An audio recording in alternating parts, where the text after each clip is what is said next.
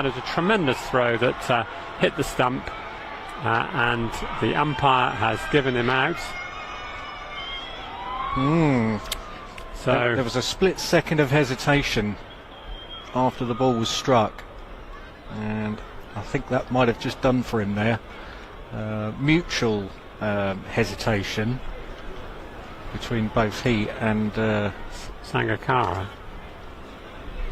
It's not Sangakkara. The scoreboard is showing Sangakkara, but we think no, can't be. He's not even playing in the side, is it? But he's not even in the squad, so I'm not quite sure. Sangakkara so there's a bit of an it's Mahaley Jayawardene. I think we think so. It's keeping us on our toes here in the media centre as fourth ball of the year. And that's a beautiful shot through mid wicket, and it's a comfortable single. There's a man out there in front of the grandstand, and ball comes in, and that takes the MCC score to 6. This is the second over.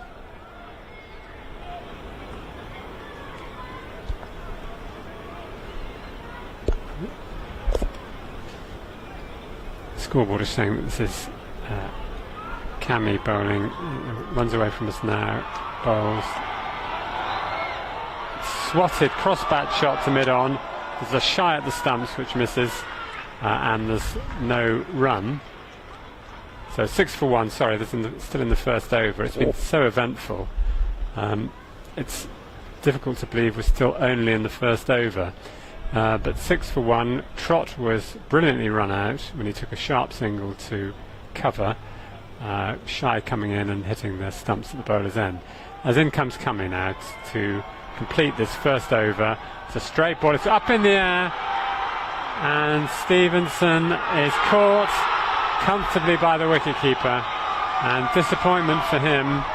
It was a short, relatively quick ball that he tried to swat through the onside, and the ball went straight up in the air and was comfortably caught by the wicketkeeper, Shah. So tremendous start for Nepal. 2 MCC wickets going in the first over, and it is now 6 for 2. And this is PJ Moore. He's coming in as the new batsman for the MCC. He's left the game now, left the innings now, but I'm assuming that Stevenson was a last-minute change because he's not on any references that I've got. Well, according to the scoreboard, that was Stevenson batting, but it may not have been. When I looked at him through the binoculars, I thought he had a look of James Foster about him, but I'm not overly familiar. So our apologies. Normal service will be resumed. There is no Stevenson listed as playing for the MCC today, so we'll see. And the new bowler is Khadka, bowling from the pavilion end, right arm over, and his first ball was straight on about leg stump, and Jayawardene nudges it out to square leg for a comfortable single, which brings more. Do we think it's Moore? It's Peter Moore, yes. It is definitely Peter Moore. This is where the commentator begins to lose confidence, but it's Peter Moore who's taken guard, right-hander, tall man, as he waits as Carter comes into bowl outside the off stump, and that's hit cross bat through the point region. There's a man out there on the boundary in front of the grandstand. Throw comes in, not probably one of his best, but it's gathered up by the man backing up there, and the score moves to 8 for 2. We're not aided by the fact that the MCC team don't have their names or indeed numbers on the backs of their shirts. And no, indeed, and this the second over in the 6 over aside competition, as Carter comes in now and bowls, and that's a ball outside off stump, which Jayawardene tries to hit through the onside and manages to make his ground at the bowler's end as the throw comes in, which is backed up, and it's just a single. Now the scoreboard has changed over to Jayawardene now, which is from something of a relief as Moore surveys the field and gets ready to prepare to face Carter's fourth ball as he comes in now and bowls, and that's just outside off stump and pushed into the offside for a well taken single, which gets the MCC into double figures. 10 for 2, and MCC are sporting a blue outfit and Nepal a rather fine two-tonal red and sort of purple. As Carter, with the right arm over, leaves his mark now, runs in and bowls, and that's a ball of good length on the stumps, which Jayawardene just hits to short mid-wicket, and there's no run. So the score remains at 10 for 2.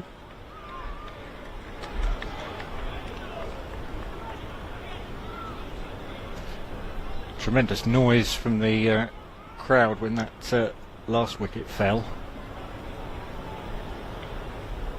In comes Carter, and that's just short outside the off stump, and Jayawardene was down the pitch and is squirted away through just behind point, and it's going to run over the ropes now, and that's 4 runs. 14 for 2.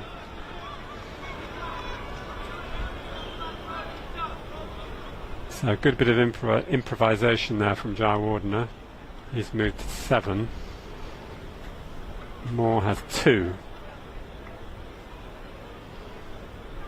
So that's end of the second over.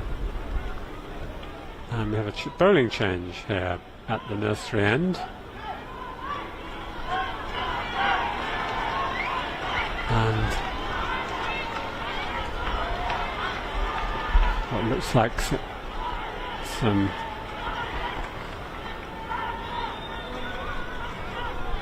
spin, right arm spin of some sort, judging by the rotations being put on the ball as the bowler prepares. It's 25. Lamicane?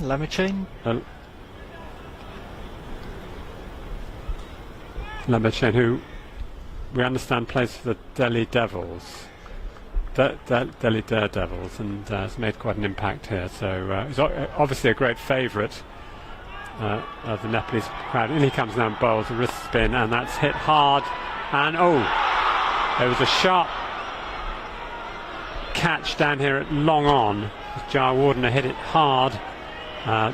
It was not an easy catch, but it will be disappointing for the man down there at long on, and disappointing for the bowler too.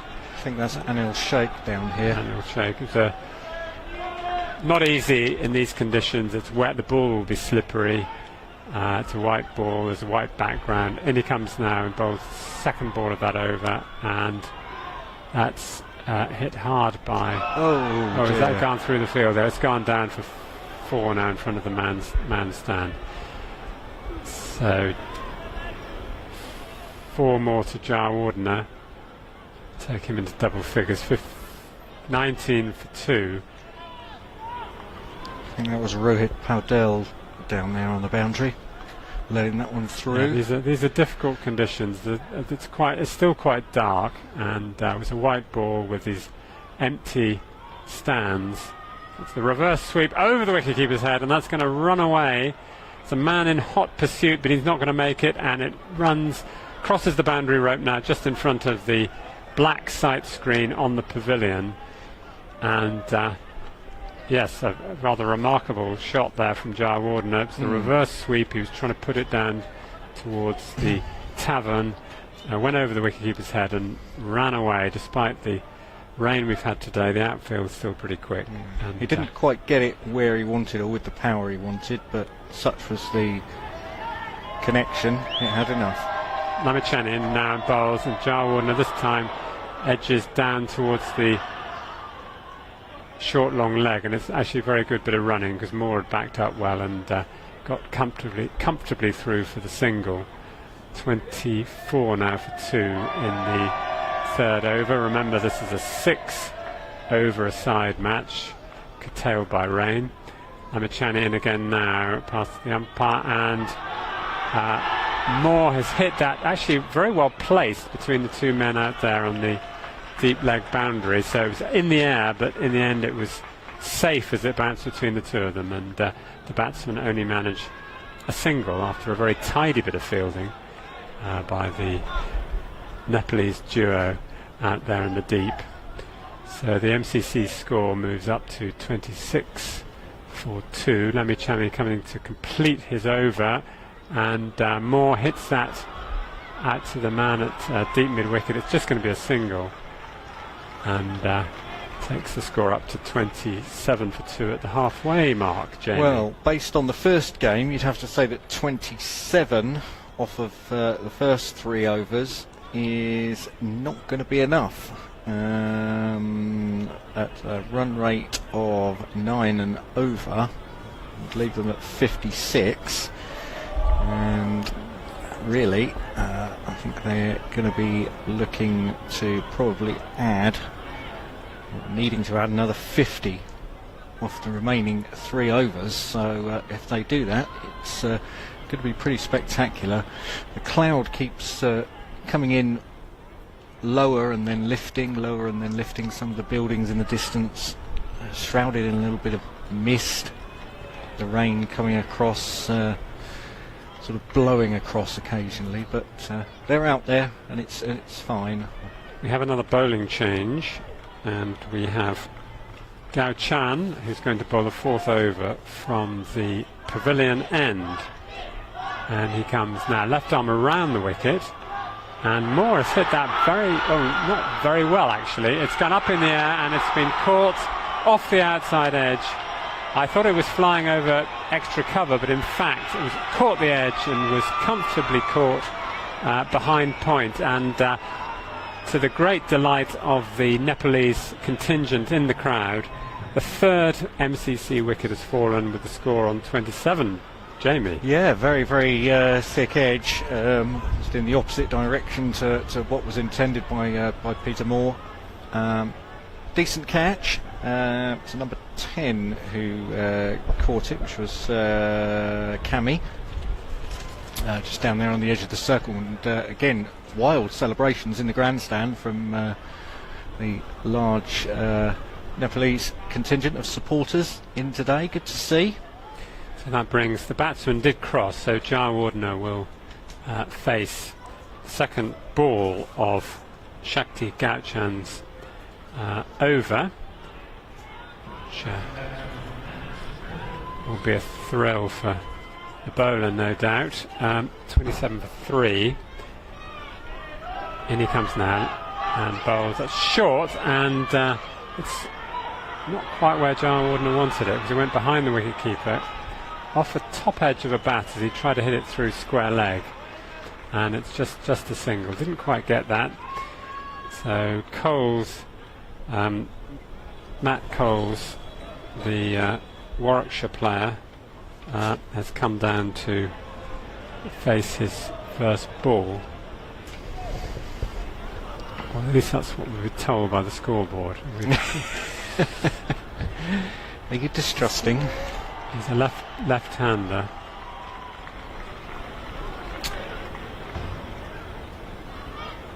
In comes Gao Chan now, and bowls. It's slightly short outside the off stump, which Coles tries to put through the onside, fails to make contact. It's a little bit flatter, taken, wasn't it? Yeah, and well taken and no run. 28 for 3 now. This is the 4th ball of the 4th over in the 6 over a side. He's got hold of that one this time. It's one bounce to the man at deep mid-wicket, and they'll get just the single. So Coles is away, and 29 for 3 now.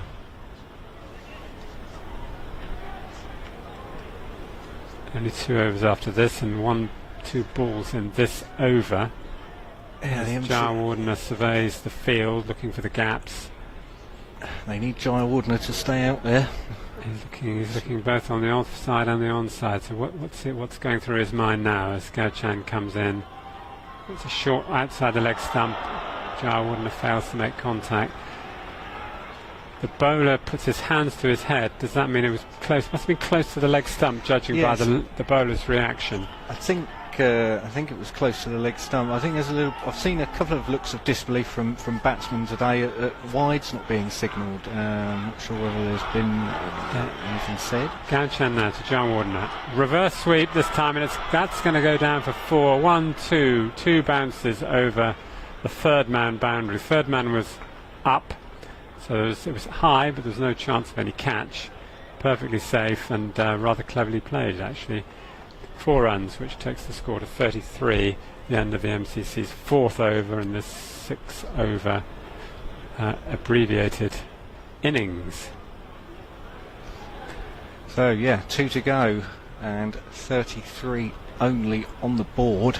I should think I'd certainly be trying to look at 60 really as a benchmark from here, but 12 balls only to do it in. So we've got another bowling change, and delighted to mention actually we have a special guest in the interval. It's Peter Della Penna, who's the Cricket Info Associate cricket expert, so be very good to hear some of his knowledge and words of wisdom. We've got a bowling change here, I think, haven't we, at the nursery end, with the left arm over. It's Gauchan. No, it's Verzaka bowls his first ball. Sorry. I've just finished it. Oh, and the which goes out on the offside behind square, and the wicketkeeper fields, shies at the stump and fails to hit the stumps, and the batsman cross.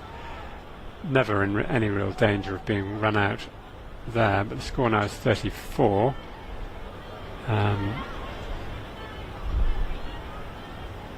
Jayawardene again studying the field very carefully. Where are the gaps? Where are the opportunities? As Verzaka runs away from us now, past the umpire and bowls left arm over, it's outside the off stump, and Jayawardene tries to force it through the offside and fails to make contact, and it goes through to the wicket keeper. So another dot ball. Just trying to guide that a little bit, wasn't he? Guide that maybe through the backward point, third man region, which is largely unprotected. There's just one man on the boundary there on the offside, yeah, if he'd managed to beat the man in the ring there, it would have raced away down the slope for 4, but failed to make contact. 34 for 3 now in this penultimate over as Verzaka comes in now, and that's just outside off stump, and he's got it away this time, Jayawardene. It's going to be 2, I think, yes, as the man at third man makes a good stop to prevent 4, and throw coming in now, well fielded, score up to 36 now.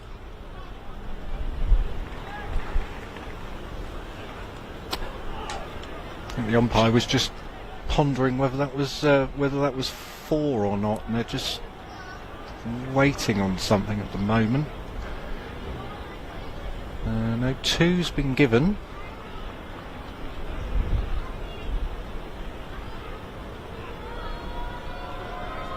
Here comes the bowler and bowls left arm over the wicket. That's nicely struck by Jayawardene, but it's only going to be a single down to long off.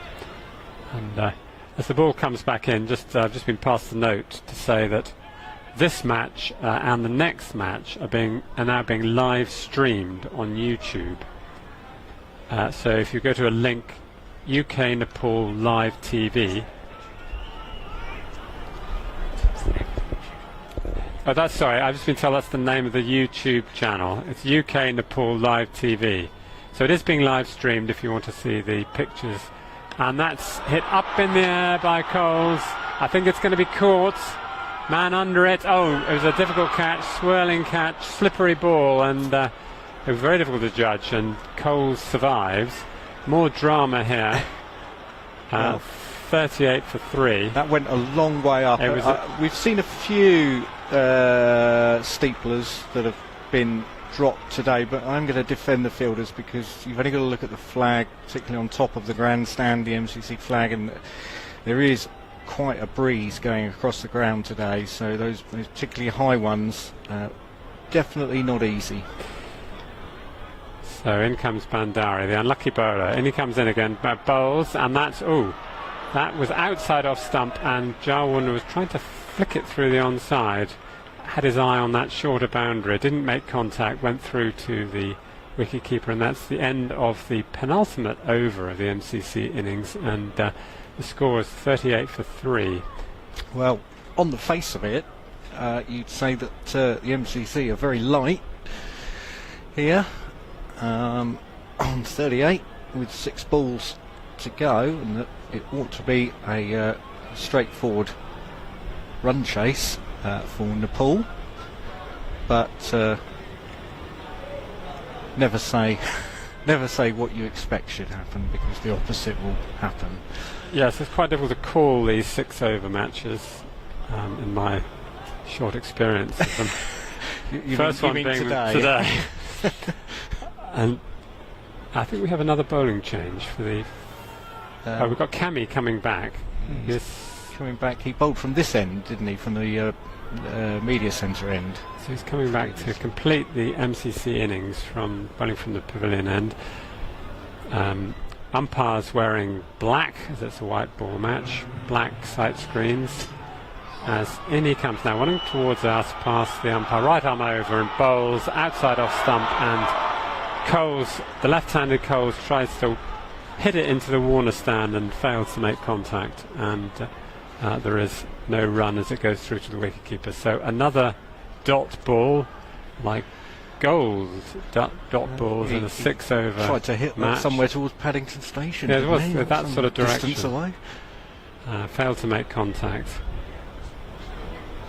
There's 5 balls now remaining of the MCC innings as Cammy comes in now and bowls. That's straight on the stumps, shorter this time, and Coles makes contact. There's a shy at the stumps at the bowler's end, and there could be an overthrow here. Yes, the man backing up couldn't get around in time, but it's only 1 extra, so it's only 40 now for 3 for the MCC. 4 balls left in their innings. If they could get to 50, that would be something minorly psychological, maybe. So Cammy to Coles, as Coles moves across his stump and goes for a big hit over mid-wicket, fails to make contact again, and through to the wicket-keeper, and another dot ball. Seemed to get a bit of a way swing then.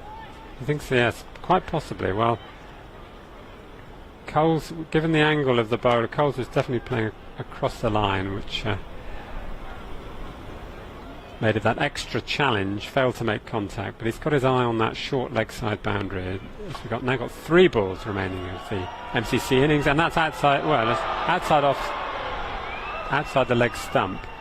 And again, Coles tries to hit it through the onside and actually fails to make contact, and it hits him around the shoulder and runs out on the onside, and somewhat distracted by being struck, he didn't manage to take a single. Jarwarner has come down the pitch to have a word. Maybe a suggestion as to how they're going to play these last 2 balls. As Cammy walks away from us, shining the ball. He's reached his mark now, and he runs away from the pavilion, picking up speed and bowls. That's short, and Coles has got hold of it this time. Is he going to be caught? I think he is. Yes, well held. Good catch on the long on boundary. Coles finally made contact, but it wasn't enough, and very well caught down there in front of the Warner stand. And the 4th MCC wicket goes, and another fine blow for Nepal. So that's 40 for 4 now as Coles walks off. And also potentially significant, the batsman didn't manage to cross despite the length of time the ball was in the air. So Jarwarner will be at the non-striker's end for the final delivery.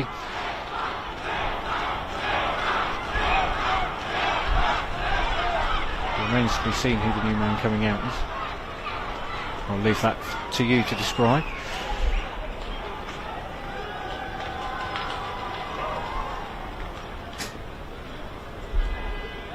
So the new batsman is going to just have a single ball to make an impact on this MCC innings. And so well bowled Cami and well caught by Karen. Low catch at deep long on. Very well taken indeed. It's a left-hander taking guard now. Mark Watt. He's having a look around the field now. And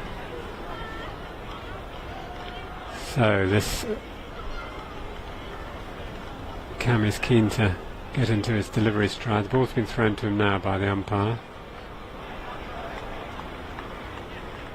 Watt is ready. As Cami comes in now for the final ball of the MCC innings. He bowls, and it's a good ball outside off stump, and Watt fails to make contact. And there it is, that's the end of the MCC innings. They only managed 40, which is the lowest of the 3 innings we've had so far. So well played, Nepal. Well, yeah, I was going to say not so much for me an under par batting display, but more a superb bowling performance from Nepal, particularly Cami. 2 overs, no maidens, 2 for 8. Superb figures in the context of any game, but especially in the context of a 6-over game. Well played indeed. And Jawardena was undefeated on 24. A great thrill to see him back here at Lord's. So 40 for 4, Jawardena not out 24, Trott run out 4, very fine piece of fielding at cover point there, and a good throw to the bowler's end which ran him out. Stevenson caught Sam bowled Cami without scoring. Moore caught Cami Bilgo Chan for 6, and Coles caught Karen by bowled Cami 5, and Watt just faced a solitary ball and was left undefeated without scoring. So 40 for 4 for the MCC in this 6-over match. Jamie, any final words for you before we... I don't think the chase will be as simple as it looks necessarily, because I'm hedging my bets and sitting on fences and all the rest, but it does look obviously an under par score, so I would be expecting perhaps. Just quickly give you the bowling figures. Cami, as we said, they put 2 overs, 2 for 8. Tremendous performance from him. Kadka 1 over for 7. Lamachane 1 over for 13. Gao Chan 1 over, 1 wicket for 6 runs. And Bandari bowled 1 over, tidy over, no wicket for 5. So a very tidy bowling performance from Nepal indeed. As ground staff come out now and get ready for the Nepal innings.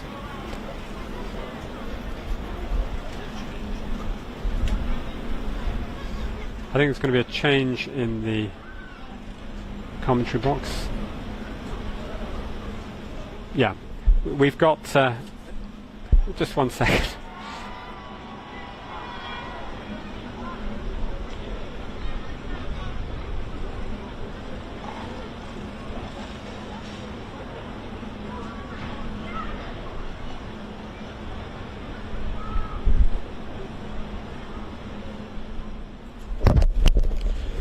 Yeah, so thank James. As he said earlier, we have got, I'm not sure what your correct title is, Peter, but we have Associate Cricket Guru Peter Delapenna with us.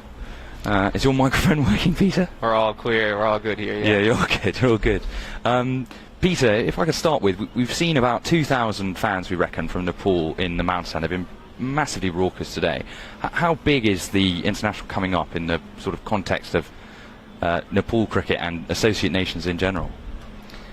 Well, Nepal in particular, now that Afghanistan has got full member test status, Nepal has, I guess, the most commanding fan base, the most commanding following, and the fact that they secured ODI status in Zimbabwe, the World Cup qualifier, just magnifies that exponentially. And when they get the chance to come out to Lord's on a day like today, even as miserable and blustery and cold as it is today, you know, you have a month of nothing but dry, searing heat, and then Nepal shows up, and what happens? They bring the rain with them. Yes, and you showed up. The listeners can't see, but in your board shorts and an overcoat. Yeah. But yeah, I mean, the point is, 2,000 fans here on the worst day in the last month and a half, and you can't turn them away. I mean, that's how excited they are for an occasion like this. The fact that they get to take on an MCC side captained by Jai Warden, and talking to the fans yesterday who were here for the training session, I think they're actually more excited this time around for the match that's supposed to follow, that being a T20 international. When they were here 2 years ago, it was just against the MCC, but the fact that they had that T20 international status stripped by a poor finish at the 2015 World T20 qualifier, this is going to be their first T20 international in 3 years, and it's a momentous occasion in that sense. And then obviously later this week they're going to go to Amsterdam and play the first ever one-day international, so it's a great time to be a Nepal fan, and it's a great opportunity just to showcase associate cricket here at Lord's. And you talked about them getting their ODI status in the World Cup qualifiers. That was an extraordinary story, and you described it as perhaps the biggest day in Nepalese cricket history. Do you want to take us through that for some of our listeners who may not know that story? Well, those are the words of Paras Khadka, the captain. Some people might argue that their biggest day was 3 years earlier when they qualified for the T20 World Cup for the first time, and they went to Bangladesh and they beat Hong Kong in their first match, and they beat Afghanistan at the T20 World Cup, and that was in front of a global TV audience and their first time being in an major ICC global event. But he says no, getting ODI status, that trumps that, and it was more the manner and how they did it. If you rewind a little bit, a month earlier they were in Namibia at World Cricket League Division 2. That was the lead-in tournament to qualify for the tournament in Zimbabwe. And they had 3 victories that came either on the last ball or on the last wicket, including against Canada in the final day of round-robin play, which was a last ball, last wicket win. And it was just an extraordinary journey to get to Zimbabwe. And then, despite having a couple of losses in the group stage, the results configured that they entered the losers bracket playoffs with a chance at ODI status. They beat Papua New Guinea, and on the other side, Netherlands beat Hong Kong, and the combination of those two results secured ODI status for Nepal and actually relinquished ODI status for both Papua New Guinea and Hong Kong. So there's a balancing act there. It was a great occasion for Nepal, but you feel for Hong Kong and Papua New Guinea that they're not able to maintain that status. And a lot of people would say, why have to strip it entirely? Why can't they all have that status? Because all 3 of those teams are certainly good enough. And you talk about stripping status. The players have come out. The 5-minute bell's just rung. Unfortunately, we have a 6-minute interval to talk to you, Peter. But as we watch, I think that is... Unfortunately, there are no player names on the back of the MCC players, but we're going to see the first ball bowled in. Looks like Matt Coles. Matt Coles, that's right. And we're expecting Shah Mallah to open the batting. But there's a lot of criticism, and I know you've been vocal about this, about cricket contracting. And you talk about losing their ODI status to Papua New Guinea and Hong Kong as Coles bowls, and that's down the leg side, and there's a pull and a miss and a wide signal by the umpires, standing umpires of Debenham and Hago, and a wide, quite rightly signalled, that's down the leg side. One slip, the men out are at deep cover, and I think, in fact, that is the only man out of the ring, so an unusually attacking field for a 2020. But cricket... Subhash Kakkarel is opening the batting with Anil Saad. Thank you. Unfortunately, my eyes aren't good enough, as that's flicked into the leg side, and Nepal are off the mark.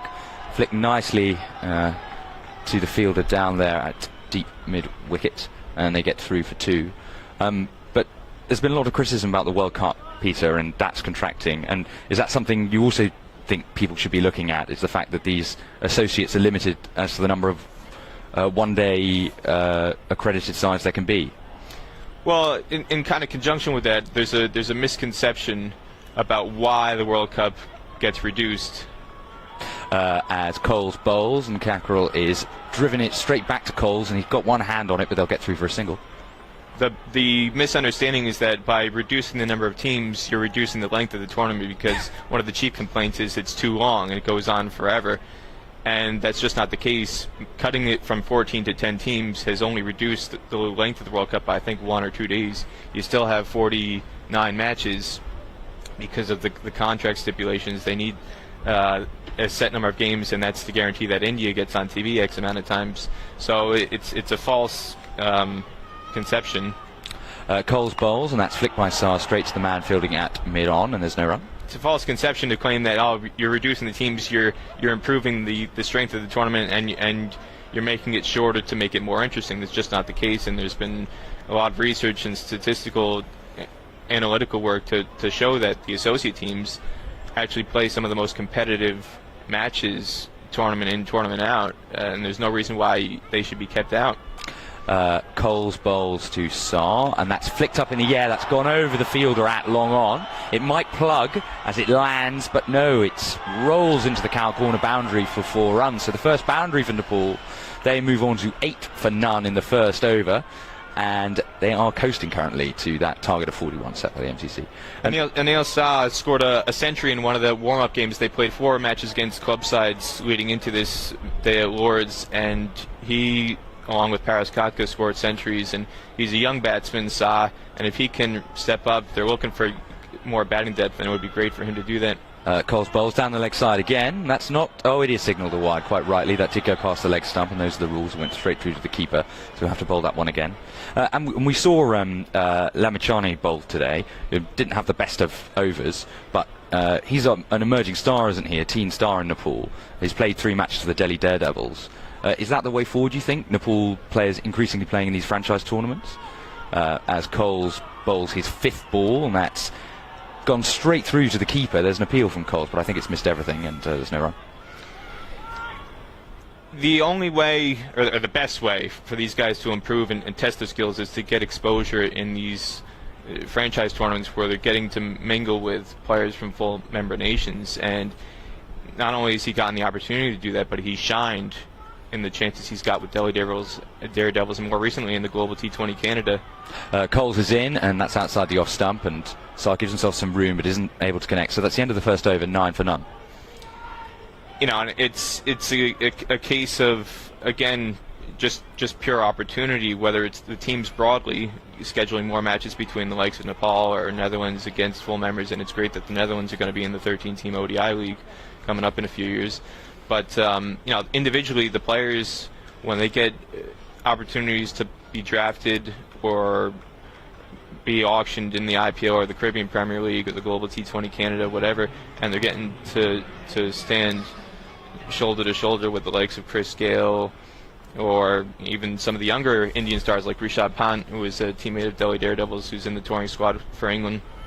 Now, they're only going to improve, and Lamichhane is only 17. He's going to be the first global superstar for Nepal. Within Nepal domestically, Paras Katka is far and away the #1 most popular player, but he's kind of heading towards the tail end of his career now. He's been the captain for a decade, and he's only got a few years left in him. Lamichhane has an opportunity to be the first real global superstar for Nepal. Kakral's going to be facing Evans, who's going to be bowling his first over. That's outside the off stump, and that's off the outside edge. The man fielding it deep third man, and they will take a single.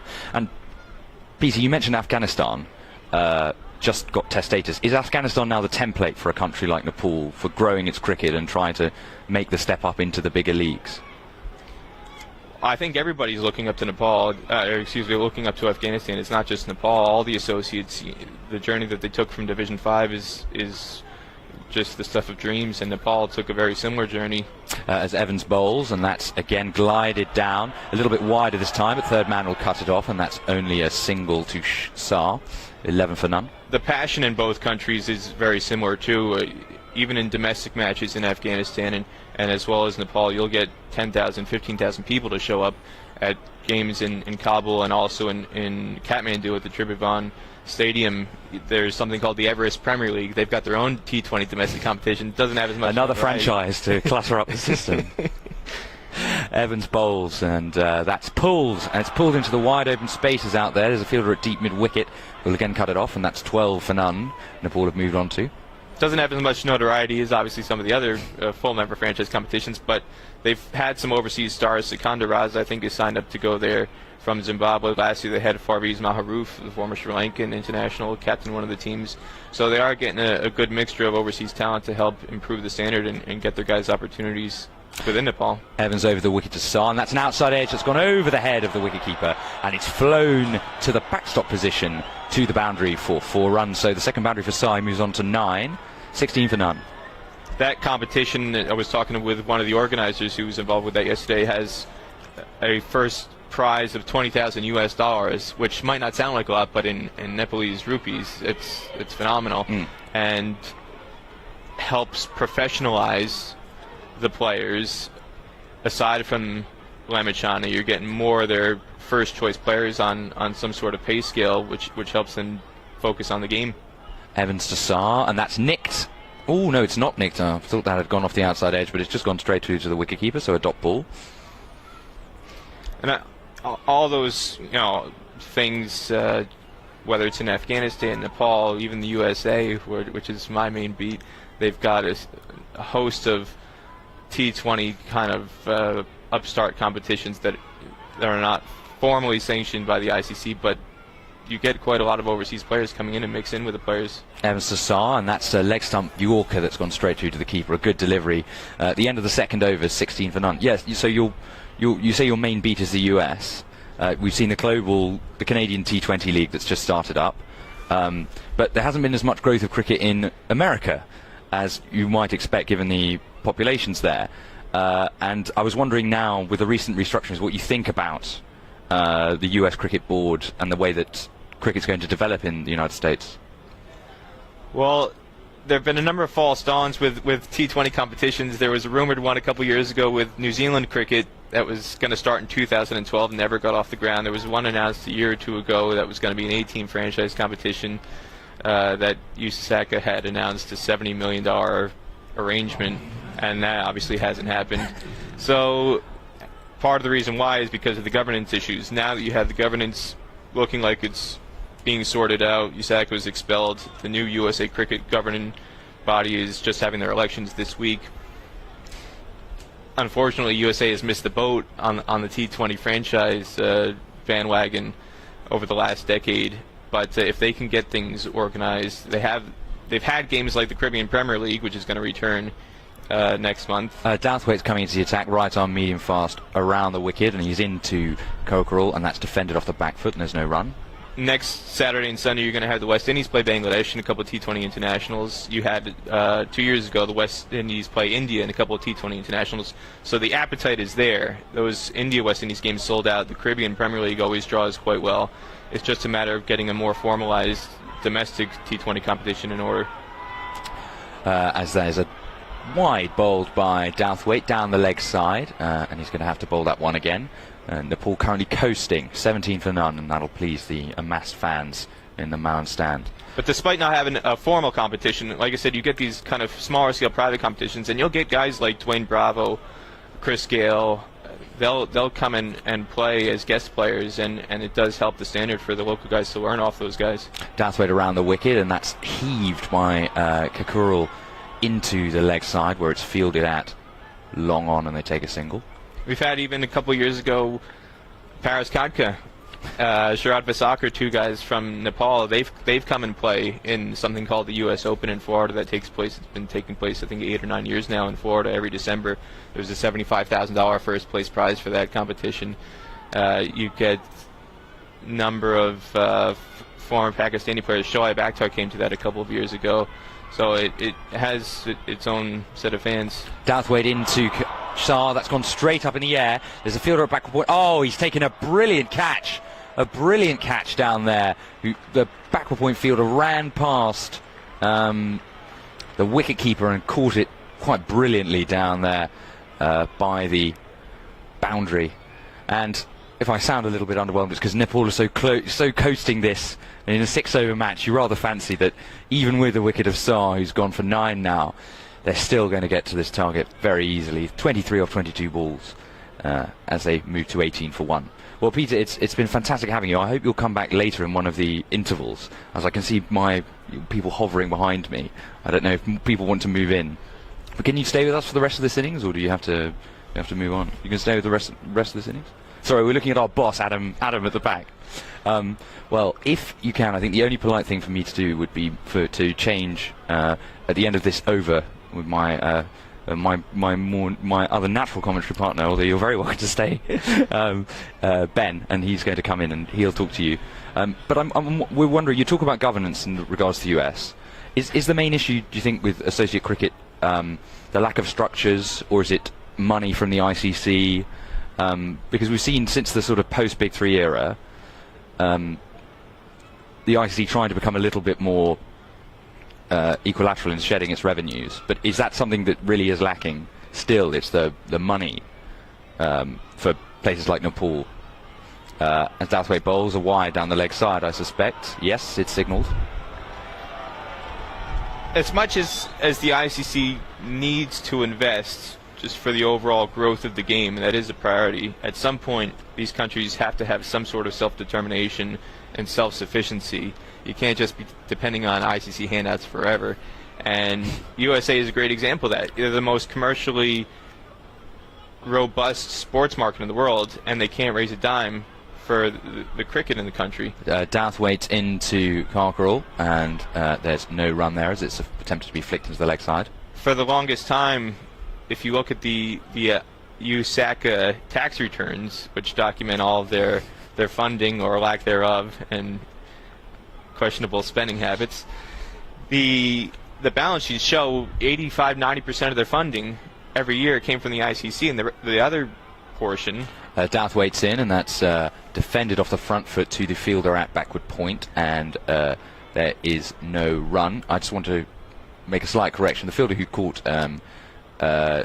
Saar on 9, it wasn't the fielder at backward point, it was the fielder fielding on the leg side, Mark Watt, who took a very, very good catch off Douthwaite as he comes into bowl to Cockerell. Malla, the non-strike batsman, still hasn't faced, but that's flicked beautifully. A beautiful leg side glance to the leg side boundary from Cockerell for 4 runs. So he moves on to 10, 23 for 1. 85-90% of their funding was from the ICC, and the other 15% was basically from member subscriptions. If you had clubs paying $100 a year to be their USACA membership rate, but you're not getting sponsorships from McDonald's or Coca-Cola or Nike or United Airlines.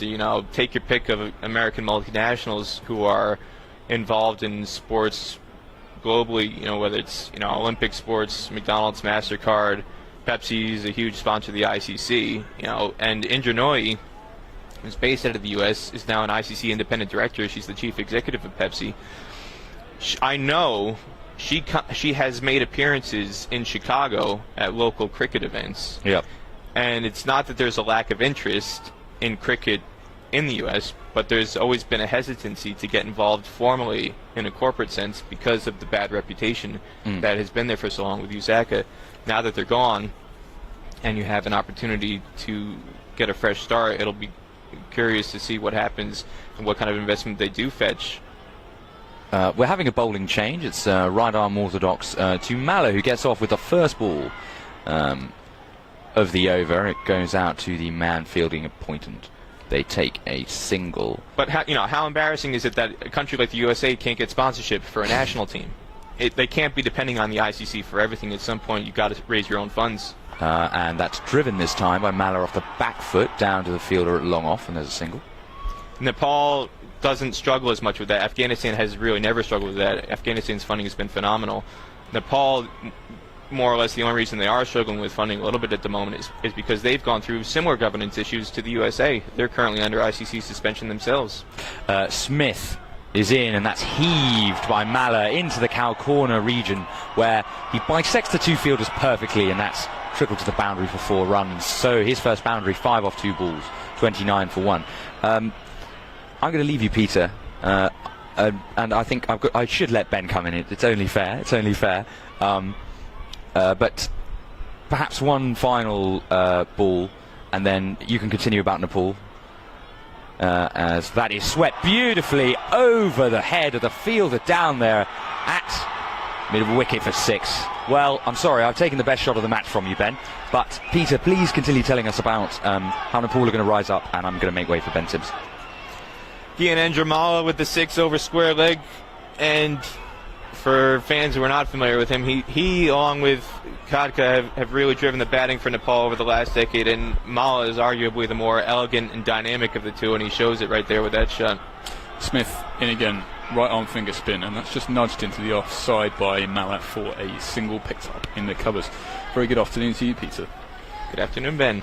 So what can you tell us about the character of this Nepal team? Well, they're just a very young side coming up now. Some of the older guys are on the way out, like Smith comes in, and that's just nudged into square leg as they pick up another single to finish over 37 for 1. Shakti Gauchan, who announced before this tour that he's retiring, he's obviously on his way out. Paras Khadka is a bit older now. Gyanendra Mala is a bit older now. So what's going to drive them forward as an ODI nation is the type of player like Sandeep Lamachani, the type of player like Anil Shah, who opened the batting, the type of player, another youngster who hopefully will get a chance to bat later today. It's not going to happen in this match. But Rohit Paudo, who's 15 years old, who, if he does make his debut in the T20 International against the Netherlands, would be, I believe, the second youngest player ever to play a T20 International. And Nepal has probably taken such a long time to get ODI status because they've struggled to regenerate the depth in the squad over the several many years. It's always been, if Paras Khadka or Gyanendra Mala don't score runs, they can't win. That's starting to change. So what in left arm orthodox spin bowler to Cockrell, who just nudges it to point, and there is no run. Nepal just need 4 runs to win off these final 2 overs. You'd expect one of these deliveries is going to be the lot. As Watstone marks just a short run up as he's in now, bowls, and that's a good delivery which played cautiously by Cockrell, just nudges it, ends up along the floor to slip. So who are the heroes of the Nepal team currently back home and for their guys in the stands here? Well, everybody started chanting Shakti, Shakti when he came on. What's in now, and again that's a good delivery on a length just outside off stump, and there's a bit of a swish at that by Cockrell, but it doesn't make any contact, so it remains 4 runs to win. People are obviously going to be keen to see Shakti Gauchan in this tour since it's his last tour before retiring. What in now, and Cockrell sachets down the pitch. Will that go for 4 through the covers? Yes, it will, and that's the win for Nepal. Great performance from them, from this young team, as you mentioned, and I can tell you what, the Nepalese fans here have gone absolutely crazy at that victory. But you can hear the whistles. Pretty soon they're going to start breaking out into their Nepal, Nepal chant too, which is anywhere you go, it's a familiar sound with the Nepal team. And hopefully this is, from the Nepal perspective, the emphatic nature of this victory is a sign that they can continue that on the rest of this tour. They've had 3 wins in their first 4 matches playing against the club competition at the start of this tour. They come in today with a win over the MCC, captained by Mahela Jayawardena, and now they've got about 15-20 minutes of break before what I think a lot of fans feel is actually the premier match. The fact that it does have the T20 international status against the Netherlands. Again, it'll be their first T20 international in over 3 years, or just under 3 years, since they appeared at the 2015 World T20 qualifier. And for some people who were able to come here 2 years ago, they got to see Nepal play the MCC. The bigger carrot that's dangling today is getting the opportunity to see them play in an official T20 international status match. And based on the way both Netherlands and Nepal played, it should be quite a compelling contest, I think. Well, actually, it looked pretty grim earlier on today, but it turns out these 2 6-over-a-side contests have been a little appetizer for what actually is shaping up to be quite an exciting final T20 match between the Netherlands and Nepal. So the crowd here seem very contented despite the weather. So just to go through the card, Nepal, Cockrell was not out 16 at the end of that effort. Saar caught what Tao's weight for 9, and Mala ended up with 12 not out as Nepal secured victory with 41 for just the loss of 1 wicket against the MCC. And just say it quietly, the ground's beginning to brighten up here. Those grey bruised clouds have started to turn a slightly nicer shade of white as we move into the final match of the afternoon between the Netherlands and Nepal. So while we've got an expert on US cricket here, I've just got to ask the question: what's the relationship between cricket and baseball out there? Are they competitors? I would say nothing at all. I get this question a lot. As somebody who grew up playing number sports, including baseball, Yeah. I don't feel that they're anything similar in a lot of ways. The only thing that they have in common is they both got a bat and a ball, and a team scores more runs than the other team to win the game. But technically, they are so far different. I always try to make the comparison that cricket is much more similar to tennis. Yeah. Baseball, you're playing on a totally different plane. Tennis and cricket are virtually the only two sports that you're playing the ball off the bounce. Yeah. And so for me, my three main sports growing up were baseball, tennis, and ice hockey. And the skills, technically, to transfer to be able to play cricket when I first started to learn cricket, which was as a 20-year-old, were much easier to transfer from tennis and from ice hockey because you're used to playing the ball on the ground or on a lower plane. Tennis, as a tennis player, you're used to reading the wrist position of somebody who's hitting the tennis ball. So you're used to reading spin, backspin, top spin, and you're just generally used to reading the wrist. So if I'm a batsman on strike, I have the kind of muscle memory, the eye memory to look at a bowler's wrist position, see how they're rolling the fingers over the ball when they're bowling the ball, and knowing, having played tennis, how to read the different types of bounce off of a clay court, off of a hard court, off of a grass court, to be able to know on the kind of pitch I'm playing what kind of bounce, depending on the wrist position, I have to prepare for to be able to judge the ball and how hard it's going to spin or if it's going to seam or whatnot. And in that sense, I found players or athletes